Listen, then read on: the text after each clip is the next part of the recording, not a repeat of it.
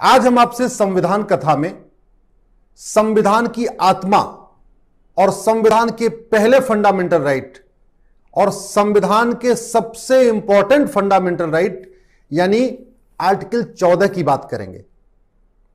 शुरुआत होती है फंडामेंटल राइट की हमारे आर्टिकल 14 से, आर्टिकल 14 से। आर्टिकल 14 क्या कहता है? आर्टिकल 14 कहता है equality before law, equal protection of law. Equality before law, इस देश के सभी नागरिक, लद्दाख से लक्षद्वीप, कच्छ से कामरूप तक सब लोग इक्वलिटी बिफोर लॉ, कानून के सामने बराबर हैं। सबको बराबर कानूनी अधिकार दिया जाएगा, यह संविधान कहता है। कौन देगा? सरकारें देगी। आप इसको समझिए पहले, संविधान अलग है, कानून अलग है। संविधान केवल एक गाइडलाइन देता है। जैसे आप मकान बनाते हैं तो एक नक्शा होता है, नक्शे में एक गाइडलाइन होती है कि किस तरीके से मकान बनेगा, लेकिन नक्शे में बाकी चीजें आपको बाद मिस्त्री को बनाना होता है। सब कुछ वो नक्शा नहीं करता, बाद में मिस्त्री को उस नक्शे के हिसाब से घर बनाना होता है। तो भारत कैसे चलेगा, देश कैसे चलेगा, यह संविधान एक मैप है, एक नक्शा है, एक गाइडलाइन है जो संसद विधानसभा को डायरेक्शन देता है कि आपको ये काम करना है। तो पहला आर्टिकल 14 कहता है इक्वलिटी बिफोर लॉ, यानी केंद्र सरकार, राज्य सरकार ऐसी व्यवस्था करे कि सब लोग कानून के सामने समान हो, कानून में कोई भेदभाव नहीं किया जाए। इसका दूसरा जो सेकंड हाफ क्या कहता है, इक्वल प्रोटेक्शन ऑफ लॉ।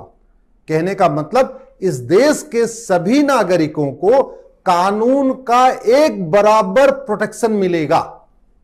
अब हो क्या रहा है इसको समझिए आप। कहता है इक्वलिटी बिफोर लॉ, सब लोग समान हैं, लेकिन हो क्या रहा है? सरकारें जाति के आधार पर योजना बनाती है, भाषा के आधार पर योजना बनाती है, क्षेत्र के आधार पर योजना बनाती है। अभी तो अल्पसंख्यक बहुसंख्यक का खेल एक नया चल गया है, धर्म के आधार पर योजनाएं बन रही हैं, धर्म के आधार पर वजीफा जा रहा है। यह संविधान नहीं कहता। संविधान कहता है इक्वलिटी बिफोर लॉ। और जो आर्टिकल 14 का सेकंड पैरा क्या कहता है? Equal protection of law. मतलब इस देश के सभी नागरिकों को कानून का इक्वल प्रोटेक्शन मिलेगा, बराबर संरक्षण मिलेगा। जो छतरी होगी वो सबके लिए एक होगी, अलग अलग नहीं होगी। लेकिन अभी अलग अलग छतरी चल रही है। कैसे? यूपी में अगर आपने झूठ बोल के, धोखा दे के शादी कर लिया तो आपको सजा मिलेगी, अलग कानून चल रहा है।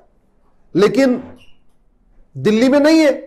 यानी अगर आप दिल्ली में आपने झूठ बोल के शादी किया, पहचान छुपा के शादी किया, अपना हुलिया बदल के शादी किया, आप हिंदू से मुस्लिम बन के शादी किए, तो यहां आपको कानून नहीं है, तो यहां पे प्रोटेक्शन नहीं है। इसलिए यह संविधान कहता है article 14 equal protection. Equal protection तब आएगा जब इस देश में दंड विधान एक होगा, टैक्स विधान एक होगा, पुलिस का जो कोड है वो एक होगा, तब आएगा इक्वल प्रोटेक्शन। दूसरा एग्जांपल आपको देता हूं। कुछ राज्यों ने गौ तस्करी के खिलाफ कानून बना दिया, कुछ राज्यों ने नहीं बनाया। आर्टिकल 14 कहता है equality before law, equal protection of law. कहने का मतलब कि अगर देश में जहां पे भी गौ तस्करी हो सबको बराबर सजा मिलनी चाहिए। तो जिन राज्यों में कोई गौ तस्करी कर रहा है और जहां कानून है वहां सजा मिलेगी, लेकिन जिन राज्यों में कानूनी नहीं वहां सजा नहीं मिलेगी। तो एक जगह यूपी में गौ तस्करी करने वाले को 7 साल की सजा मिलेगी, लेकिन महाराष्ट्र में गौ तस्करी वाले को सजा नहीं मिलेगी। यह हमारा आर्टिकल 14 नहीं कहता। आर्टिकल 14 कहता है इक्वल प्रोटेक्शन ऑफ लॉ। दूसरा एग्जांपल आपको देता हूं। काला जादू, अंधविश्वास के खिलाफ कुछ राज्यों ने कानून बना दिया, जैसे महाराष्ट्र ने भी बनाया है, उड़ीसा में भी है। अब वहां पे कोई काला जादू अंधविश्वास फैलाएगा तो उसको सजा मिलेगी, लेकिन वो आके यूपी में काला जादू अंधविश्वास फैलाएगा, सजा नहीं मिलेगी। यह है आर्टिकल 14 के खिलाफ। इस देश के सभी नागरिकों को इक्वल प्रोटेक्शन चाहिए। काला जादू अंधविश्वास के खिलाफ जो प्रोटेक्शन महाराष्ट्र के लोगों को चाहिए वही यूपी के लोगों को भी चाहिए, वही हरियाणा के लोगों को चाहिए, वही दिल्ली के लोगों को चाहिए। इसका मतलब अगर हम आपको नटसेल में बताएं तो आर्टिकल 14 कहता है इस पूरे देश में पुलिस के लिए एक कानून होना चाहिए। अभी क्या हो रखा है? अलग अलग चल रहा है। यह आर्टिकल 14 कहता है जो दंड का विधान है, जो पिनल कोड है, वो सबके लिए एक होना चाहिए। भारत में कुछ तो एक इंडियन पिनल कोड है, इसमें कुछ ऐसे अपराध लिखे हुए हैं जो पूरे देश में लागू होते हैं और इसमें जो पनिशमेंट मिलेगा वो सबको एक मिलेगा। लेकिन जो राज्य अपने अपने कानून बना रहे हैं, राज्य जो पिनल कोड बना रहे हैं, उसमें सजा में बहुत अंतर है।